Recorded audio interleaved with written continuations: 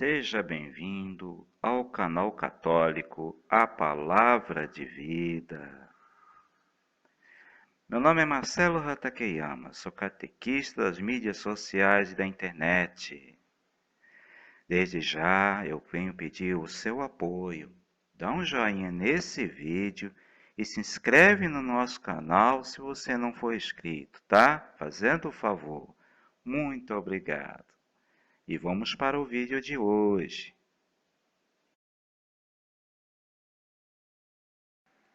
A história da Igreja Católica.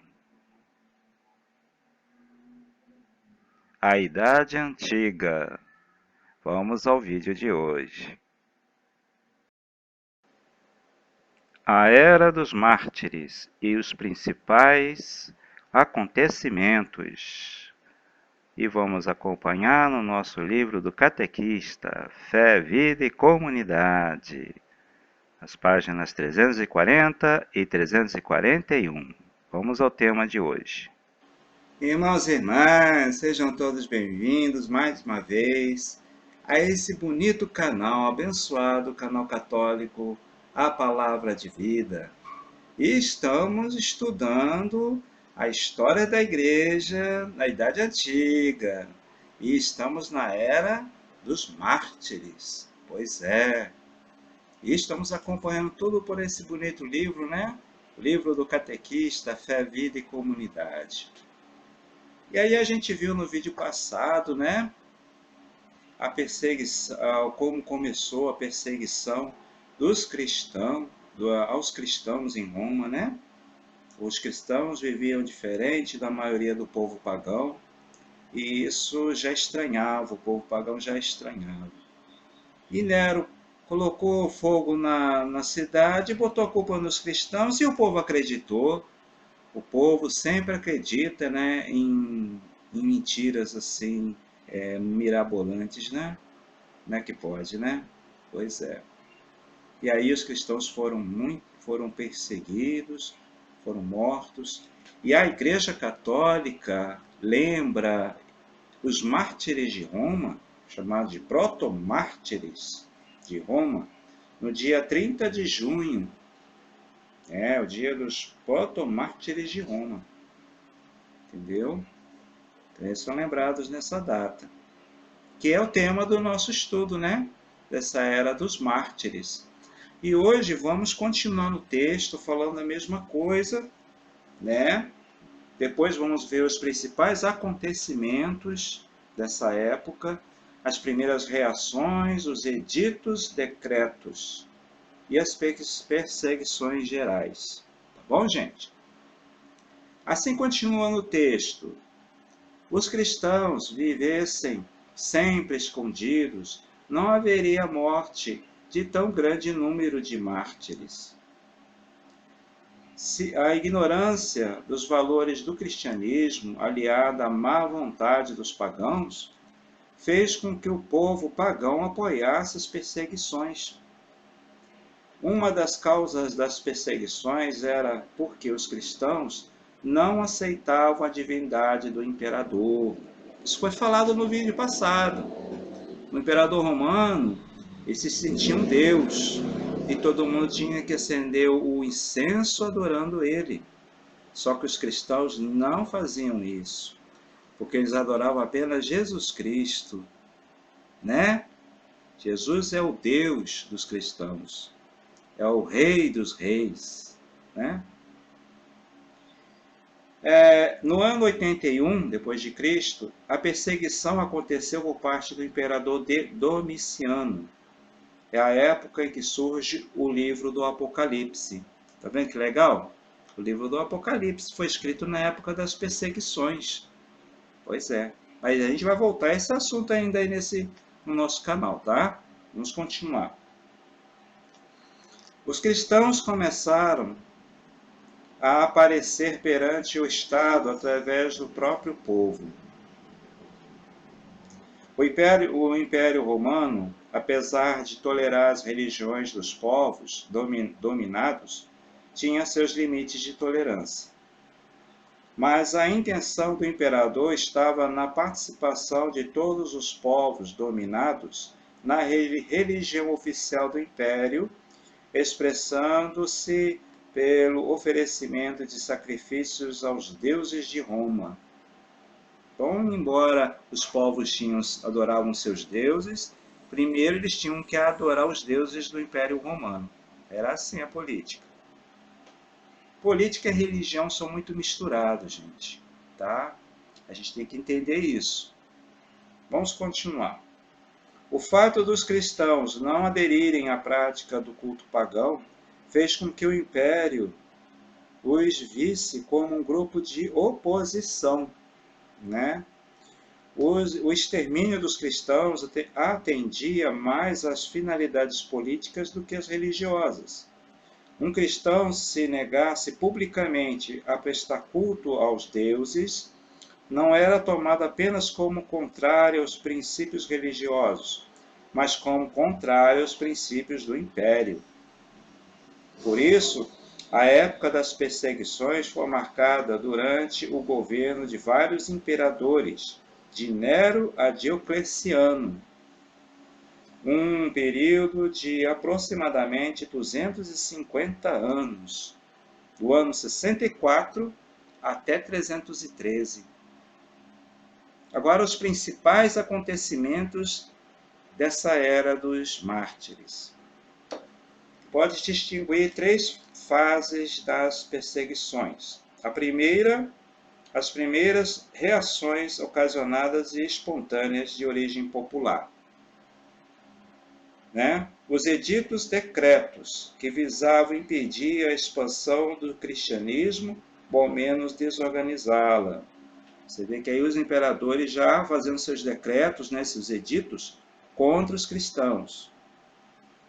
E as perseguições sistemáticas generalizadas no período governado por Décio até Diocleciano. É isso aí. As primeiras reações. A pregação dos apóstolos atraía muita gente, questionava a mentalidade do povo. Alguns acreditavam que aderiam à nova religião, outros passavam a considerar os cristãos como importunos e perturbadores da ordem.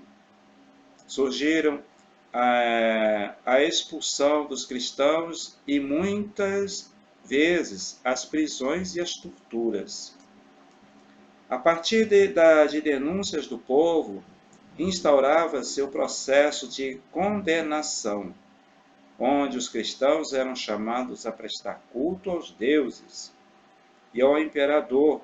Se houvesse recusa, poderia haver a condenação à morte. Então, era assim. Se você fosse pego como cristão, ou eu, certo?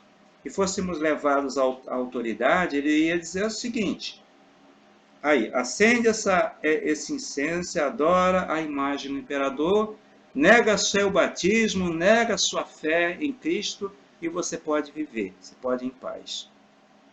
Isso, tinha que fazer isso na frente de todo mundo. Aí os cristãos preferiam a morte. Eles preferiram não fazer isso e morrer do que negar sua fé em Jesus. Então, eles eram condenados à morte. E isso é chamado de martírio. O império foi criando leis que proibiam o exercício da religião cristã. E todo o seu culto era considerado como manifestação de sociedade secreta. Agora, vamos ver os editos, decretos anticristãos. O imperador romano Séptimo Severo, em 202 d.C., expediu um edito proibindo o proselitismo. Prosélitos são aqueles que, não sendo judeus de nascimento, abraçavam a religião dos judeus e passavam a cumprir a sua lei, inclusive a circuncisão. Eram pagãos que adoravam o Deus de Israel no judaísmo, Então, Esse mesmo decreto proibia a propaganda cristã entre o povo. Dessa época, houve vários mártires, principalmente entre os catecúmenos, aqueles que se preparavam para o batismo. Tá vendo? Até os que estavam se preparando para o batismo eram perseguidos e mortos, tá vendo? As perseguições gerais. A perseguição do imperador Décio, no ano de 250, encontrou a igreja despreparada. Ele queria mais reforçar o paganismo do que fabricar mártires. Exigiu o reavivamento do culto do imperador e a adoração dos deuses. Muitos cristãos resistiram e receberam o nome de confessores da fé. E o outro título também para os cristãos mártires, né? Eram os confessores da fé. É isso aí.